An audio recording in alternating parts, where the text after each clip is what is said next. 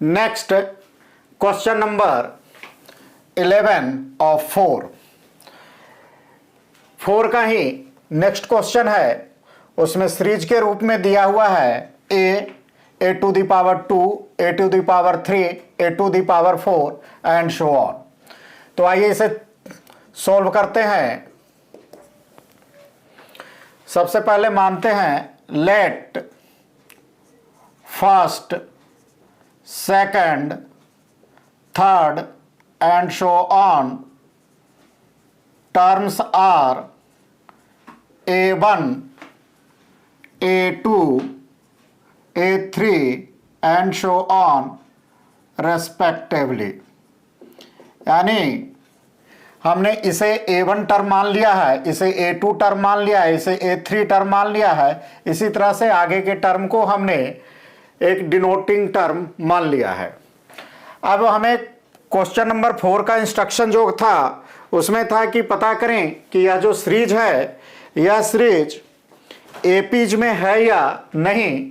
तो इसके लिए हमें क्या करना है, सबसे पहले कॉमन डिफरेंस देखना है। तो आइए कॉमन डिफरेंस निकालते हैं। फर्स्ट कॉमन डिफरेंस, और हम लोग जानते हैं कि एपी सीरीज में कॉमन डिफरेंस का जनरल फॉर्मूला क्या होता है, ए के प्लस 1 माइनस ए के। तो सबसे पहले कॉमन डिफरेंस हम क्या करते हैं, फर्स्ट टर्म और सेकंड टर्म के बीच का कॉमन डिफरेंस निकालते हैं।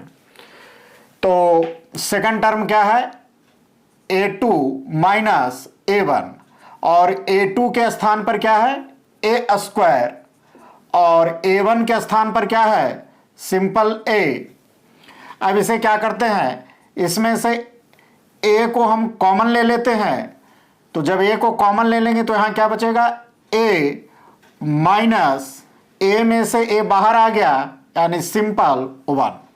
इसे इक्वेशन फर्स्ट बना लेते हैं।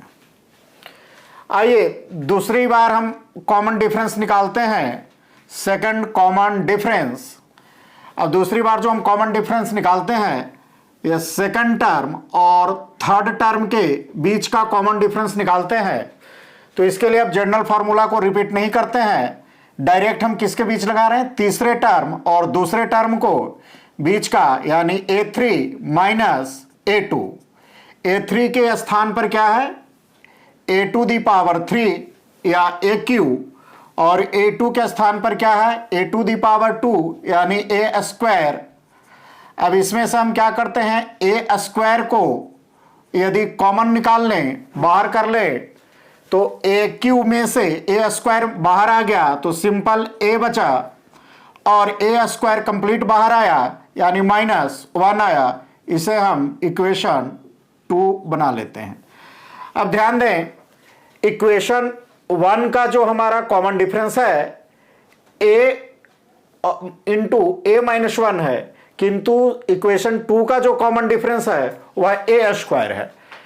कहने का मतलब कि पहली बार में जो कॉमन डिफरेंस आया है और दूसरी बार जो कॉमन डिफरेंस आया है वह दोनों सेम नहीं है।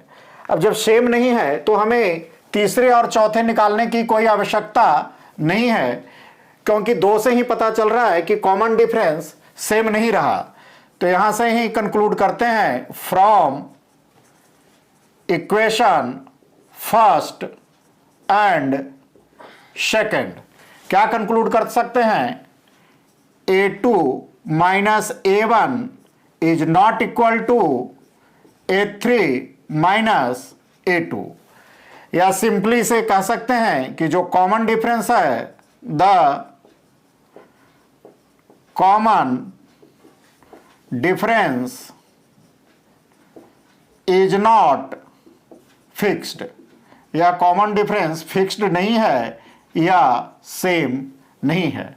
और जब कॉमन डिफरेंस फिक्स नहीं है तो हम कह सकते हैं कि जो सीरीज है वह सीरीज एपी में नहीं है, यानी it does not form AP, it does not form AP. क्योंकि किसी भी सीरीज को एपी में होने के लिए शर्त यह है कि उसके सक्सेसिव दो टर्मों के बीच का जो डिफरेंस हो, कॉमन डिफरेंस हो, वह सभी टर्मों के लिए सेम हो, जो कि यहां नहीं मिल रहा है, अर्थात यह एपी सीरीज में नहीं है। इसलिए सिंपली आंसर अगर लिखना चाहें तो हम लिख सकते हैं नो।